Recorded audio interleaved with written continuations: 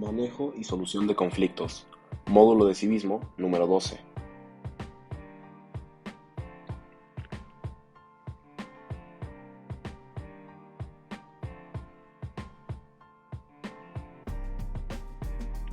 Concepto de conflicto. Un conflicto es una pelea, disputa o discrepancia que se da cuando dos o más personas tienen intereses u opiniones que no pueden desarrollarse al mismo tiempo, es decir, que se contradicen. El conflicto puede darse en el ámbito de las relaciones interpersonales o a nivel social cuando se involucran muchas personas o grupos.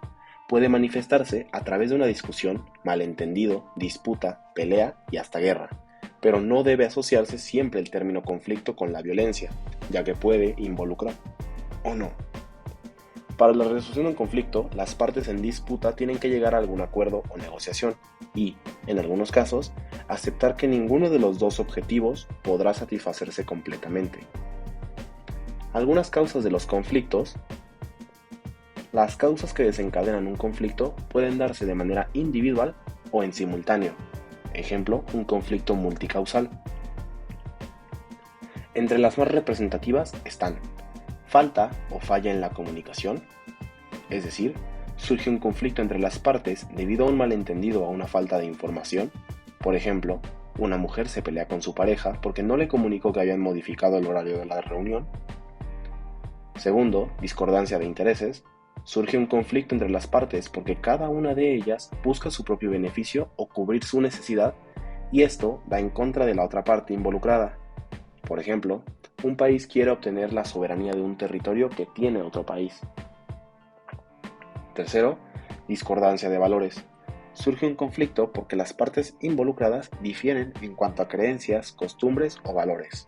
Por ejemplo, dos personas de religiones diferentes entran en discusión porque cada una defiende su propia tradición. Cuarto, discordancia de roles. Surge un conflicto entre las partes involucradas ya que una de ellas reclama o denuncia un avasallamiento en sus derechos en beneficio de la otra parte. Por ejemplo, un empleado le pide a su jefe que respete su horario de descanso. Desigualdades. Quinto, surge un conflicto porque una de las partes sufre una desigualdad social o económica que quiere eliminar. Muchas veces se dan situaciones conflictivas debido a la escasez de recursos, aunque la abundancia de un recurso también puede ser motivo de conflicto. Por ejemplo, un grupo de ciudadanos reclama al gobierno por la subida de alimentos. Elementos del conflicto. Todo conflicto debe contar con ciertos elementos.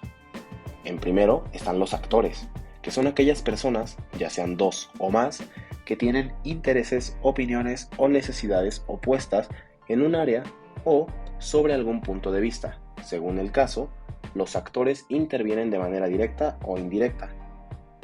Segundo, problema, es aquello acerca de lo que las personas involucradas en el conflicto difieren. Puede tratarse de un problema específico o varios en simultáneo. Tercero, proceso.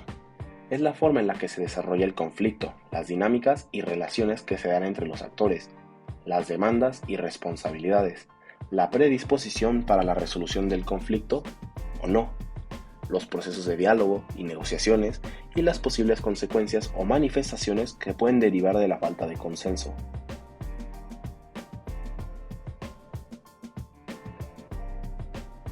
Tipos de conflictos. En primer lugar, los conflictos pueden clasificarse según la cantidad de personas que participan en ellos. Por ejemplo, están los conflictos intrapersonales que se dan en el interior de una persona consigo misma. Generalmente ocurren por la disonancia entre el sentir, el pensar y el hacer. Conflictos interpersonales se dan entre dos o más personas. Los participantes tienen prejuicios entre sí y suelen estar unidos por lazos más estrechos. Muchas veces el origen de estos conflictos tiene relación con factores emocionales. Pueden ser unilaterales, cuando solo una de las partes tiene una queja o disputa con otra, o bilateral, cuando las dos partes quieren algo. Y tercero, se encuentra el conflicto de grupos, que se da cuando el problema se origina entre grupos de personas por diversos motivos. A su vez, los conflictos individuales o de grupo pueden clasificarse según sus propias características. En conflictos ideológicos, que son aquellos que se enfrentan personas o grupos con posturas ideológicas o políticas opuestas, o que defienden intereses distintos. Las diferencias de las posturas suelen ser muy claras y en algunos casos pueden convertirse en conflictos armados si una de las dos partes tiene o pretende el poder. Segundo, conflictos religiosos. Se enfrentan diferentes sectores dentro de un mismo culto o miembros de diferentes cultos que se oponen entre sí. Las pugnas tienen que ver con la interpretación de las escrituras correspondientes o las doctrinas que se eligen adoptar. Estos conflictos tuvieron desenlaces violentos a lo largo de la historia. Tercero, conflictos políticos. Se enfrentan bandos o sectores que intentan obtener el poder político, económico y territorial de un estado. En algunas ocasiones, los conflictos políticos desencadenan guerras civiles o conflictos armados entre países. Cuarto, conflictos filosóficos. Se enfrentan personas o grupos con diferentes interpretaciones sobre un tema, una escuela o un problema, y muchas veces cada visión excluye a las demás. Estos conflictos no suelen generar conflictos mayores. Y por último, los conflictos armados. Se enfrentan grupos que suelen ser militares o paramilitares que pretenden obtener el poder, territorio o recurso disputado a la fuerza.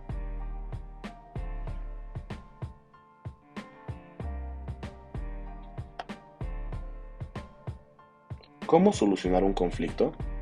Existen ciertos pasos o criterios que se pueden tener en cuenta para trabajar en miras a la resolución de un conflicto. Por ejemplo, reconocer la situación, es decir, conocer a las partes implicadas y la raíz del conflicto, determinar qué es aquello que genera la disputa. Segundo, buscar alternativas. Una vez entendido el conflicto y sus partes, es importante analizar qué se puede hacer para intentar llegar a un acuerdo. Este punto generalmente implica alguna renuncia o aceptación de las opiniones diferentes. Tercero, proponer soluciones. Entablar y proponer la comunicación con las partes involucradas para debatir acerca de las posibles opciones o resoluciones. En algunos ámbitos, esta instancia es conocida como de negociación y se puede contar con un mediador que oficie de intermediario entre las partes. Cuarto, escuchar al prójimo.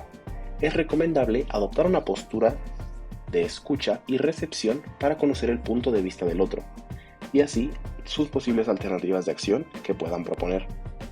Y por último, lograr el consenso. El objetivo final de este proceso es que entre ambas partes encuentren aquella alternativa que beneficie y perjudique en igual o similar medida a ambas.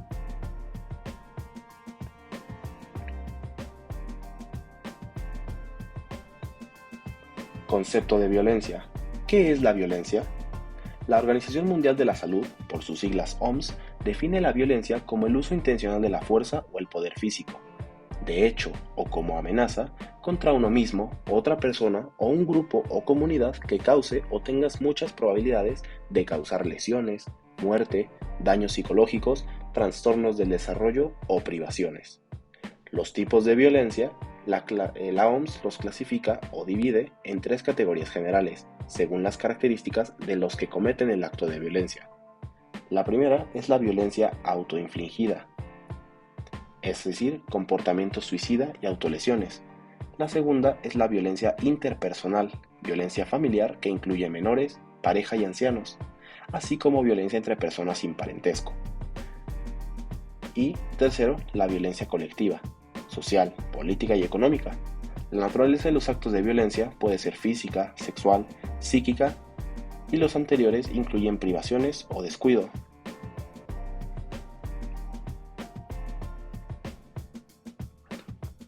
Sin embargo, un hecho importante es que la violencia se puede prevenir. Las intervenciones de salud pública se clasifican tradicionalmente en tres niveles de prevención. Primero, la prevención primaria, que son intervenciones dirigidas a prevenir la violencia antes de que ocurra. Segundo, la prevención secundaria, medidas centradas en las respuestas más inmediatas a la violencia, como la atención prehospitalaria, los servicios de urgencia o el tratamiento de las enfermedades de transmisión sexual después de una violación. Y tercero, prevención terciaria, intervenciones centradas en la atención a largo plazo con posterioridad a los actos violentos, como la rehabilitación, reintegración e intentos por reducir los traumas o la discapacidad de larga duración asociada con la violencia. Con esto concluimos los módulos de civismo, debido a que este es el video 12 de 12. Esperemos haya sido de su utilidad. Gracias.